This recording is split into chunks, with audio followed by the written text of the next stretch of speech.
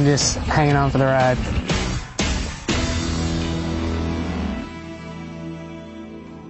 This is my studio. This is where all the work happens.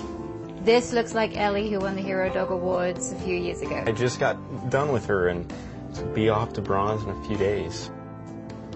We lived right across from the firehouse. That's where my passion started. In high school, I went through the student firefighter program, and from there I just got all my certifications, became of age, and I became a firefighter. And what made you go from firefighting to sculpting? I'm severely dyslexic, and I always was attracted to art. And I went to my grandparents' house when I was about 14 years old. They have about 12 bronze sculptures in their home of Indian stuff. And went to a local bronze founder. He gave me this piece of clay and he said, bring this back next year, the same clay I use today. And so I got a fork and a knife and I started my first sculpture. And one side of him is fallen Twin Towers, on the other side is the Twin Towers. And then he is sitting on a Maltese cross, the same cross all fire departments actually wear on their chest. Now, you've combined your two passions, haven't you? Yes. And you actually have a monument that was dedicated last year in Washington, D.C. called the Fire Dog Monument, which I've seen, and it's absolutely beautiful. Tell me how that came about.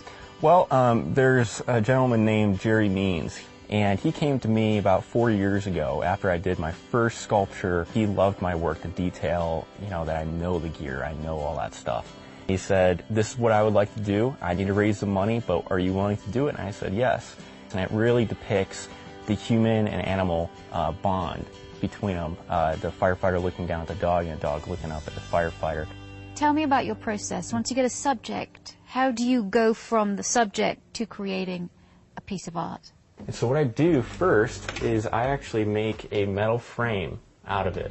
And then I put foam on it and glue it all together.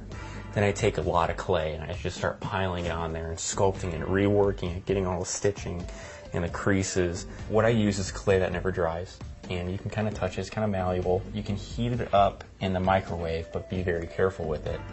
So you have this hand, I've done sculpting it, they cut it, then they want to put a mold over it. Then you have this, and then you put it together, you pour wax in here. Then they put silica sand on the inside and outside. Then you melt that wax out. And so you have a void of this dog now through that sculpture. You pour the bronze, that's 2,000 degrees, in that void. Then you sandblast the inside and outside. And now what do you do with this half dog? Well, you get the other half and you weld it back together. So it takes a long time to do. And every sculpture is like that.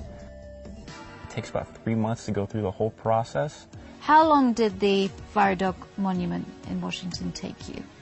About 1,200 hours. Wow. To do. Now, what do you see for the future? Are you still going to be a volunteer firefighter, or are you going to become a full-time sculptor?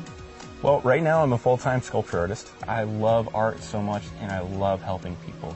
And through my art with emergency services or capturing people's animals or capturing historical figures in some way, that is also helping people because that is an everlasting memory that they'll always have in bronze.